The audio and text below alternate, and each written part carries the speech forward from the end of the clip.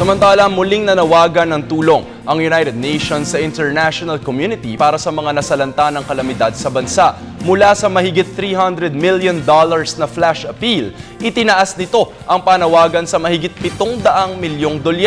Narito ang ulat ni Dennis Cortez. Nalawagan ng United Nations sa international communities para sa pagbangon ng mga nasalanta ng bagyong Yolanda. Mula sa mahigit $300 milyong na apela noong Nobyembre, itinaas pa ng international organization sa $771 milyong ang flash appeal nito. Batid ng UN ang lawak ng pinsalang iniwan ng bagyo at ang hapdi na ipinaranas nito sa ating mga kababayan. Sa pagbisita ni UN Secretary General Ban Ki-moon sa Tacloban City, muling ipinaalala nito na may laging pag-asa pagkatapos ng unos. To Filipino is that never despair. The United Nations is behind you. Our world is behind you. We will mobilize all resources and the will to help you. Hanga si UN Secretary General Ban Ki-moon sa ipinakitang katatagan ng bawat Pilipino noong panahon ng kalamidad. Unti-unti na raw nakakabangon ang ating mga kababayan doon sa tulong na rin ng iba't ibang organisasyon at pamahalaan.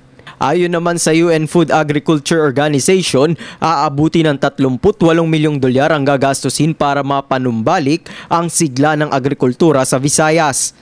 Sa kanilang inilatag na programa, tinatayang mahigit 100,000 residente ang matutulungan sa sektor ng agrikultura. Kasama na rito ang mga magsasaka at mga mangingisda na nawala ng hanap buhay dahil sa hagupit ng bagyo.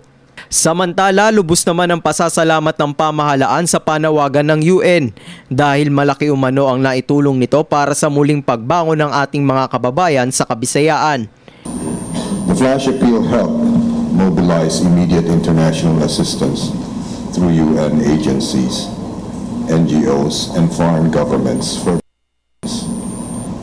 The flash appeal has now evolved into the Strategic Response Plan, which will supplement the government's relief and recovery efforts for the next 12 months.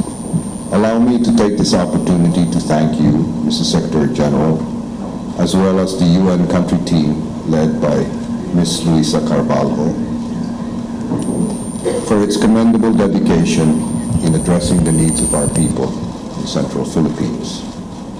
Nasa 30% o katumbas ng mahigit $200 milyong ng flash appeal ang nalikom na ng United Nations para sa mga nasalanta ng kalamidad.